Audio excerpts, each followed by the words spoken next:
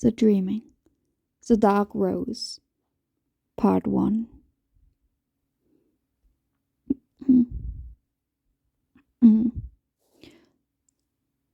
Oh, please, don't bother. Bother what? Bother telling me just how bored you are this morning and how. You're getting touchy in your old age, Lucian. Now, why don't you put me toward the dark and bloody section? I take it you prefer something modern? Sure, anything post-prime evil slime. Whoa, easy though, Lucian. No need to throw the damn thing at me, just point. I beg your pardon? It jumped of its own accord. Hey, losing it is cool, sometimes essential. I'm not being flippant. Some books here do demand to be read. Yeah, well, this one looks pretty sappy to me. And I don't read demanding books. That is not where it belongs. If it's so smart, it will find its own way home. No, where's the Lovecraft stacked? Ah, here's something promising. A nasty but carefully crafted first novel never written but often imagined by this disturbing gifted young author. Who wrote this shit, Lucian? You? Hey, isn't this... This is a fucking children's book I just put back. Is it? Well, now perhaps it has found its way home after all. Open it up, it might surprise you, especially if you learn to read between the lines. You're so full of crap, Lucian.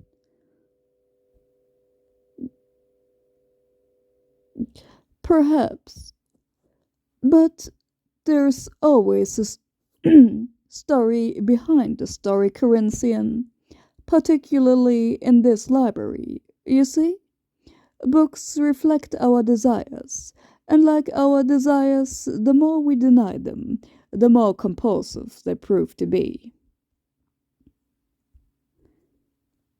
Once upon a time, there was a young princess who lived in a castle atop Honeyrose Hill. The hill was surrounded by a dark wood, and every morning the princess would go and walk to its edge. The princess had made friends with some of the fabulous beasts that lived in her domain, and liked to entertain them with stories of romance and chivalry and adventure. Yet sometimes the stories the princess told were dark tales with hidden meaning and horrible endings. The wood was a place where all the shadows, monsters, and demons dwelled, you see, and their stories also needed to be told.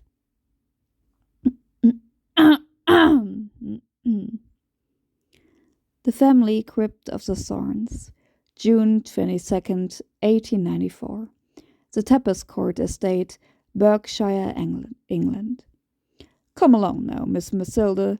I knew we'd find you down here. It's getting dark now, and we can't be catching a chill, can we? Yes, of course, Mrs. Rackham. I was just coming. Good night, Father. It seems so wrong somehow, having the party when we're only just out of mourning. I think it would now if it was improper, miss. Your father's been gone a full year. Exactly. I know it is socially acceptable to have a gathering, but on the anniversary, and well, father never even approved of my publishing children's books, so I cannot imagine what he would say if he knew the kind of artists and writers we have invited. But all the guests were selected by your father's old friend, Mr. Wilde, so if he thinks it's fitting to celebrate your success, then I am sure it is. I suppose. Yet Matilda Thorne knew that her father's apparent affection for their former neighbor had been a matter of prudence, in light of the close friendship between their respective wives and the social standing. And her father seemed ignorant of the fact that Mr. Wilde's lifestyle exceeded the bounds of what most gentlemen considered acceptable. Yet Oscar had been a genuine comfort to Matilda after her mother's tragic death, following the unfortunate woman's brief alliance with freedom. Laying the blame firmly at the feet of those disgraceful suffragettes, Matilda's father had sold their Irish estate, and moved his household to England, where he shunned society. Trapped at home with an embittered old man, Matilda found herself seeking refuge in the fantasy world of her own creation. It had pleased her that her books had transported so many children to a world so much more joyous than this one. This world that she associated with sorrow, yet barely knew. But now, as Oscar kept reminding her, there were no more excuses for her modest, high-backed gowns and her isolation. No more excuse for hiding her terrible secret. And now Matilda thought she would meet Oscar's other friends. The beautiful, the decadent, talented, and yes, the notorious people. One of them especially, a man so notorious as to make Oscar's exploits appear positively saintly, the painter known as a Roisin dope? It is he whom she longs to meet most of all. He paints such beautiful ugliness. She can almost see his hand stroking the shadows onto the canvas, caressing the paint into terrifying beautiful forms. But it is not his hands that she imagines embracing her back as she sleeps. It is the roots of the thing growing, penetrating the very heart of her dreaming soul. She screams, and he is there, a nocturne in black, painted in shadow and moonlight. The dark glass is hiding his soul, reflecting her pain back to herself. As usually, she wakes in a cold sweat. As usual, she wishes she could make it through the night without laudanum and the dark, bitter oblivion that attends it. A district of London, often frequented by gentlemen who in the daylight would no doubt deny its existence. The Roisin Dub is no gentleman. He curses some old forgotten gods, wondering what the hell had happened the night before. He wondered if such decadent extremes of experience mattered, if one could not recollect them at will. He could recall his dreams, which seemed more vivid than his waking moments, on those occasions when he could distinguish the difference between the two. He used to think his experiences were fuel for his work. Now he seemed to paint in order to try to remember who he was, and to exorcise his nightmares. His life had become all shadow, with no room for light. A life of dark alleys and cheap pleasures.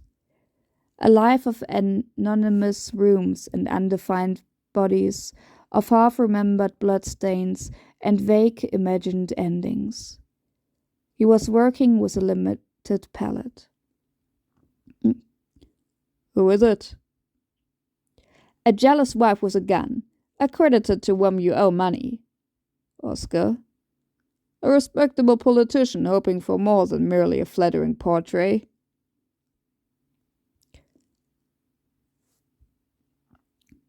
My, you're bold. I had to pay your rent at the Dog and Spit and have your room cleaned before I traced you here.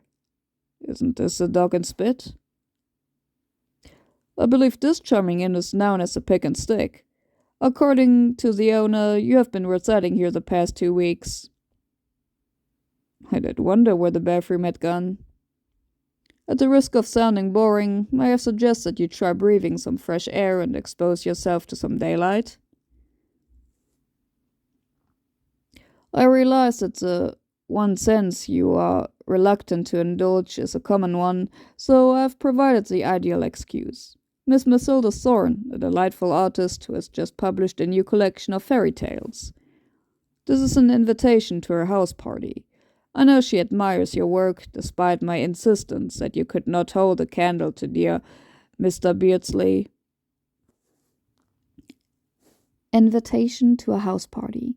Miss Matilda the Thorne is celebrating the publication of her election of fairy tales at the... I can't read the rest. I do adore being a guest. I don't suppose she has a twin brother? You could find out for yourself. No, why don't you see to your guests who are making a brave attempt at remembering how to dress? By the way, one last piece of advice. If you must be late, try not to be as late as I am. Here you are. Payment is agreed. Good day.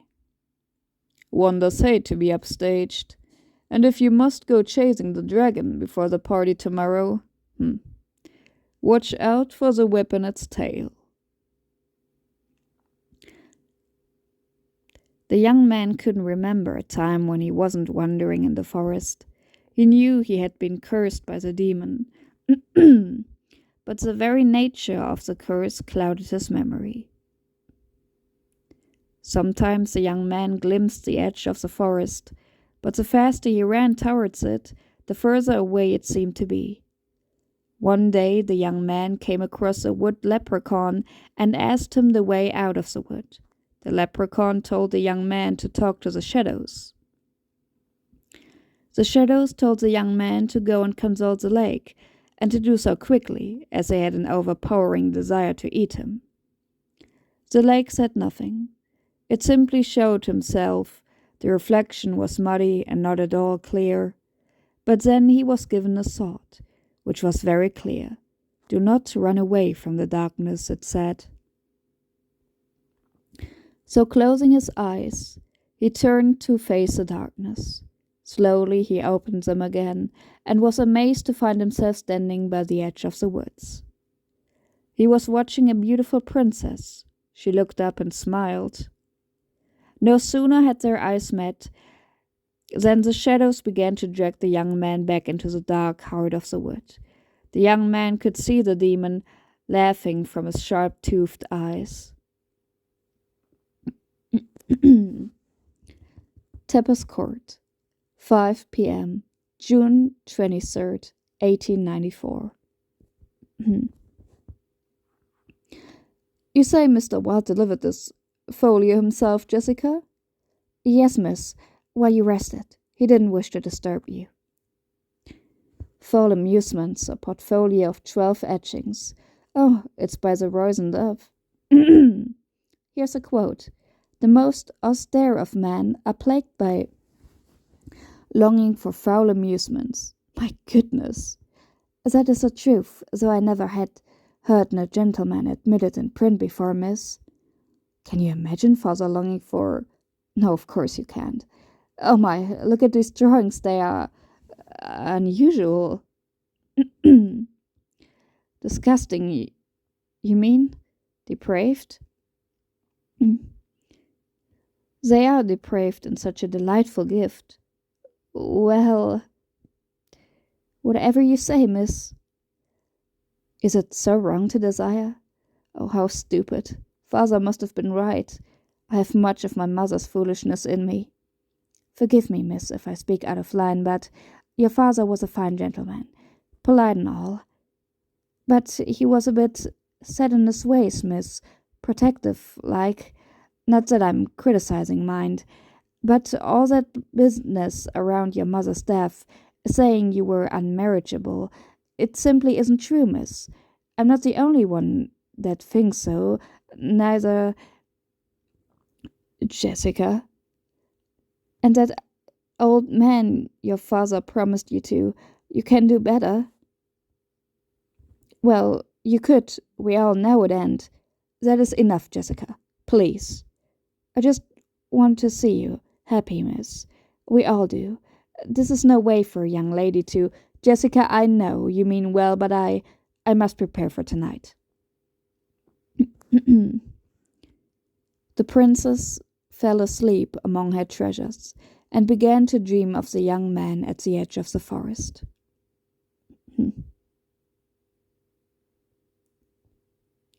For 7 days and 7 nights, the princess tried to enter the wood, where she knew the young man would be waiting.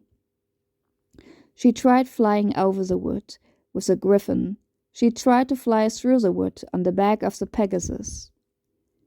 Sometimes she could almost see the young man, his moon-white hair gleaming, his dark eyes piercing the gloom. But the forest would not let her in. Are you not Sarp Paladin? I thought you disapproved of women artists. Indeed I do. Women should be the subject of art, not the instigators. I am sure Miss Rossetti would be intrigued to hear this. She is standing over there. Mr. Beardsley, a pleasure to make your acquaintance at last. Your work on Mr. Wells' Solemn is remarkable. Does the subject matter not disturb you? Ladies and gentlemen, a toast. Oh, the lady herself. Our beautiful and generous hostess. Miss Matilda Thorne. Thorne? Brava!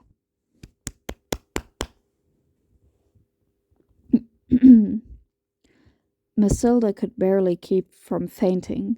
All these wonderful, notorious people here for her, celebrating her life. She could almost imagine the euphoria extinguishing her fear completely. For the first time, she knew what it must feel like to be beautiful, adored. She found herself glancing about the room, wondering which of the handsome, languish young men looking on might prove to be the Rose and Dub. Thank you all so much for coming. Although I am sure that none of you has actually read my book, or I would certainly not be hearing such heady words of praise. But he did not seem to be there, and neither did dear Oscar. Your latest book is most alluring, my dear, most alluring. You are most kind, Mr. Whistler. Thank you. A message from Mr. Wilde, Miss Thorne. He apologizes for his absence, but hopes that Rose and Dub may still make an appearance. He also adds his congratulations. Thank you, Jessica. Miss Thorne. Mr. Winthrop, I had no idea you would be here tonight. How are you? Saddened, miss, by the loss of your dear father. We were, as you know, very close friends. It would give me great pleasure to be able to support you in his stead. You, of course, would be more daughter than wife to me, you know. Mr. Winthrop, Your father and I had discussed my proposal of marriage to you. He was not at all opposed to the idea. Mr. Winthrop, you do him too great an honor, but I cannot possibly accept. Now, if you will please excuse me. Her father had indeed suggested Mr. Winthrop to her as a prospective husband. A last desperate attempt on her father's part to secure a future for her. He could not have known that Matilda doubted that she had any future, even with someone as desperate as Mr. Winthrop. Yet, despite resigning herself to early spinsterhood, Matilda felt an overwhelming emptiness as a Rose and Dub's absence. She had felt a perverse bond with him, with his art. He had seemed to revel in ugliness, to embrace all that was putrid and foul and extreme. Matilda knew he would happily have used his blood as paint. She merely told pretty stories for pretty children. There was no ugliness in her stories.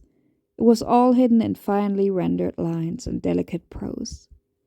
Had she prayed that the Rose and Dub might be her debauched saviour, dressed in robes of perversity and a crown of thorny decadence? Had she sought to throw herself at his feet, pleading for release from the agony of her undesired innocence. There were no answers. Matilda sought peace in oblivion, in the dreamless sleep that eluded her at night in her bed. We haven't been formally introduced, but you do know who I am, don't you? Yes, I think. No, don't come any closer. The moonlight suits you, as the shadows do me. I never dreamed you would actually come. Yes, I know you believed that I would consider it beneath me. You thought you were too insignificant to catch my eye. But there are unexpected depths to you, Miss Thorne. Shadows and grotesques in your fairy woods that mirror secrets. I like secrets. So hurry back to your admirers, my dear. I will be back. We can't have our fairy princess missing the ball, can we?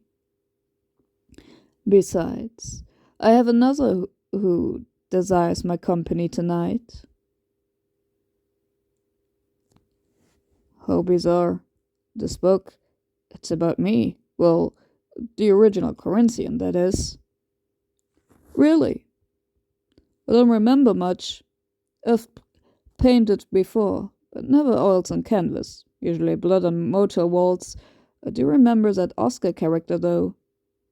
You don't say. This is just another one of the writer's fantasies hidden between the lines so that it happened. What's the fucking deal here? No stories are entirely fantasy, but as for this one, well, shall we just say that it is a true story? As for what it holds for you, why not read on? I am sure that it will all become crystal clear.